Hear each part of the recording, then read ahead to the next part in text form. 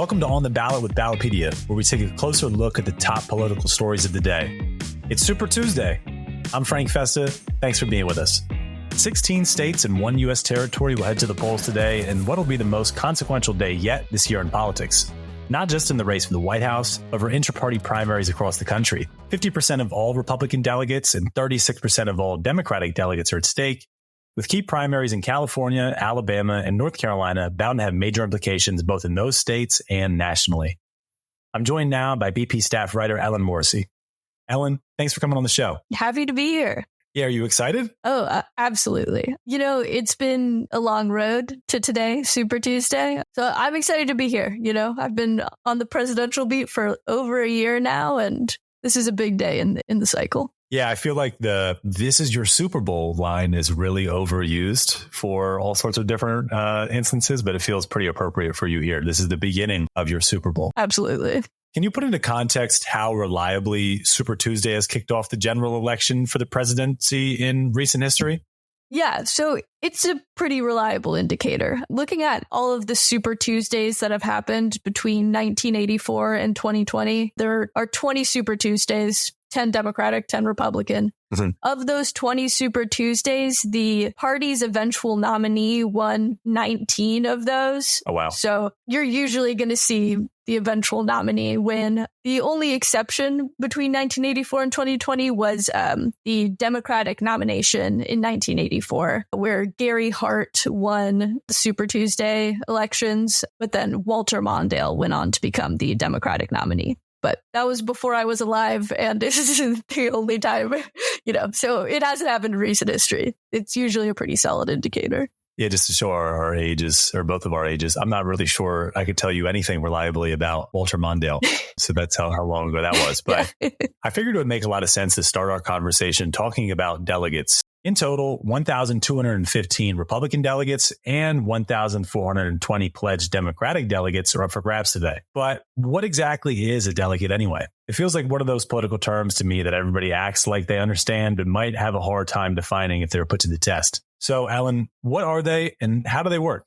So delegates are individuals that are chosen to represent their state at their party's national nominating convention. So they're usually like party activists, local political leaders, or early supporters of a particular presidential candidate, something like that. And they're either selected like at the primaries and caucuses that a state party holds to elect a nominee, or they can also be selected at local party conventions, or they're automatically included as delegates because of roles they hold in their local party or in their state's elected leadership. Each state party gets a certain number of delegates based on a variety of factors. Some of those factors include population, size of a state, the number of like major elected officials a party has in that state. So California might get more Democratic delegates because they have a Democratic governor, or, Texas might have a boost in Republican delegates for having a Republican governor, that kind of thing. And adherence to national party rules is also something that can affect delegate counts. That's something we've kind of seen with New Hampshire and a couple of other states this cycle. So these delegates, these individuals eventually show up to the national nominating convention in the summer and cast a vote for president. Sometimes you'll hear people say that like a presidential primary election is not a direct election. That's kind of what they're referring to. You're technically, when you show up to the ballot box to vote in a presidential primary, you're technically voting for delegates who then go to the national convention and elect a nominee. Got it. And I feel like I followed you pretty well, but to complicate matters even further, they work differently for both major political parties. So let's take a second to run through each.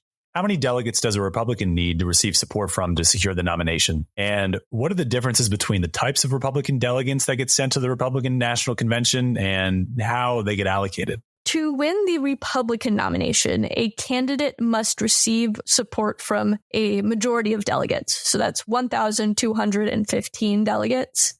Pretty much all Republican delegates are bound or like pledged through the first round of convention voting, meaning they'll have to vote according to how they were allocated based on like their state's nominating event. Right. They can be allocated in a couple of different ways. We've talked about this in previous episodes, but it can be proportionally. So kind of in relation to how many votes candidate receives, it can be winner take all. It can be some complicated mixture of various allocation methods. But a vast, vast majority of Republicans' delegates are bound. They have 2,325 bound delegates, and they only have 104 unpledged delegates who can kind of vote however they want.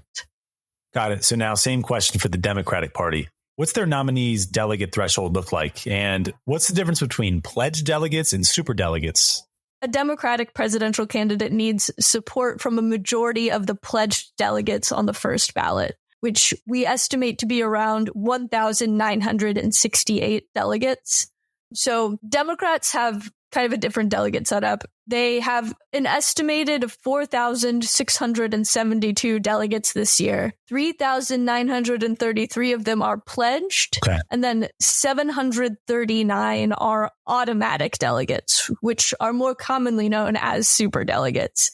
So the pledged delegates are awarded proportionally based on the results of state nominating events.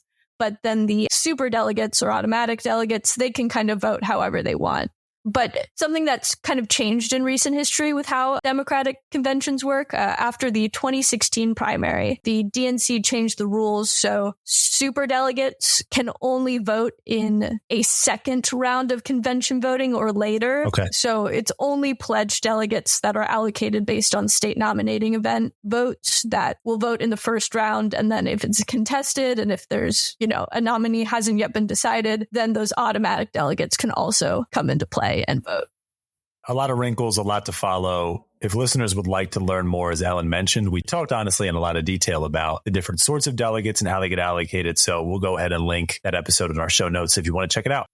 President Joe Biden and Representative Dean Phillips are the noteworthy candidates we've identified in the Democratic primary. And as listeners know, Biden is the only candidate to have allocated any delegates thus far for the Democrats. We're recording this on February 27th. As of this day, he's got 91 delegates so far. So is Biden going to waltz his way to the nomination today, Ellen, or is it going to be a little bit more complicated than that? Biden still, there's, a noteworthy candidate running against Biden. Phillips is still running. It'll be interesting to see how that uncommitted option plays out in some of these upcoming elections. But based on the results we currently have, if Biden continues putting up 90% plus margins in these primaries, it's very likely he'll head to the convention with a majority of delegates.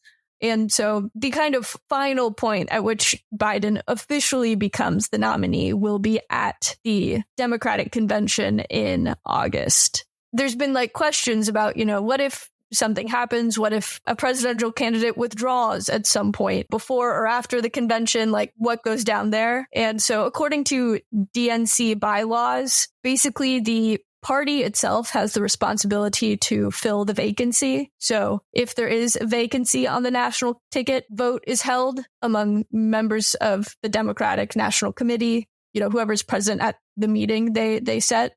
And then they vote to select someone new to kind of fill that vacancy. This isn't something that's really happened in recent history, so we don't have too many kind of examples to look at here as far as the nitty gritty of how that would work. But yeah, effectively, a meeting of party members would decide what happens there. No, that all makes sense, and obviously it's not something that's happened before, not happened before, but not happened in a really long time, right? So obviously, there's a little bit of gray area as to what would happen there. Now, when we're talking about the Republican nomination, things are even more complicated than they are for the Democrats. Former President Donald Trump has a sizable lead in both polls and pledged delegates over his sole remaining challenger, Nikki Haley. As of recording again, this is February 27th. He's racked up 110 delegates thus far compared to Haley's 20. Former President Trump has received criticism as the party's nominee due to his legal issues, but they haven't really seemed to hurt his chances of securing the nomination. Haley, nevertheless, has resisted calls to drop out of the race, and she contests that she still has a chance. When it comes to the Republican nomination, what should listeners be looking out for today? So on Super Tuesday, there will be 1,215 delegates available on the ballot, and that also happens to be exactly how many delegates a candidate needs to win the Republican nomination. So It's very possible. Yeah, it works out. That's convenient. Kind of funny that way. Yeah. So it's quite possible a candidate will emerge from Super Tuesday with the nomination, especially Donald Trump has been putting up pretty decent margins in all the primaries and caucuses that have been held so far. He has won all of the primaries and caucuses held so far. Right. So if that trend continues, I imagine we can see a Trump nomination be made kind of official. Anything could happen. Who knows? I don't know the future. Anything could happen. We'll see how it shakes out. Two interesting states to watch, I guess, are California and Texas, just because those are the two big delegate whale states. California will be allocating 169 Republican delegates, and Texas will be allocating 161 delegates. And then Republican governors who have endorsed in the presidential primary, whose states will be holding primaries on Super Tuesday, which could also be something interesting to watch.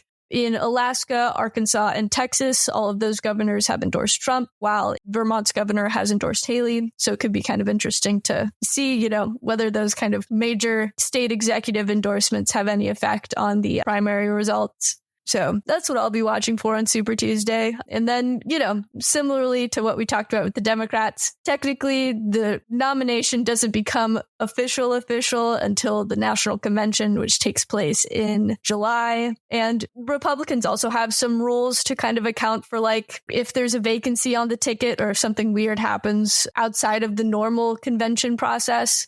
They similarly convene a new convention, basically a new meeting of party members, and then they cast a new vote to see who would become the nominee. The presidential race sucks up a ton of oxygen on Super Tuesday. Obviously, it's what we talked about for the majority of our conversation today. So much so that it's easy for the national conversation to overlook the critical party primaries that'll also be decided on Super Tuesday. Are there any party primaries that are particularly noteworthy or interesting to you? So one of the really interesting races we'll be seeing will be the California Senate primary. California runs its Senate primaries as like a top two primary. So basically every candidate, regardless of party affiliation, runs in the same primary. And then the top two finishers go on to the general election. There's both a special election on the ballot to fill the remainder of Dianne Feinstein's term, and then a regular election to fill like the next term that... I got you. So somebody to finish out the term and then somebody to pick it up when that term is over. Exactly. Gotcha. And so the top candidates we've identified are Barbara Lee, Katie Porter, and Adam Schiff. They're all Democrats currently serving in the U.S. House for California. We've also identified Steve Garvey, who is a Republican running in the race. It'll be interesting to see if we end up with, if it's a Democrat versus a Republican who finished top two, then the race is likely decided. California is an overwhelmingly Democratic state. But if two Democrats end up in the top two, then that means this race will stay competitive through November. So definitely interesting to watch. We've also got a U.S. House race that will be interesting. As of January 2024, it was projected to be the only incumbent versus incumbent U.S. House race in the 2024 election cycle. Hold on, Ellen, real quick. How does that happen? So oftentimes it's a result of, it can happen for a lot of reasons, but we'll very commonly see it as a result of redistricting, where an incumbent's district will change and then they'll say either, I'm not really, the fourth district isn't really like, where I live anymore, or, it isn't really like made up of, my constituency I can win with, so they'll end up hopping over to a different district to try to win there.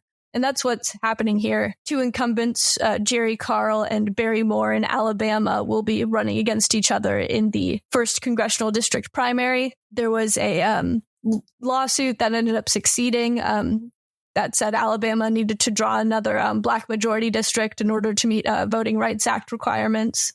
Alabama's second congressional district, where Moore used to be the representative, became a lot more Democratic. And so it became very likely he wouldn't be able to win there. So he's jumping over to the first district where Carl was, and they'll be duking it out on Tuesday.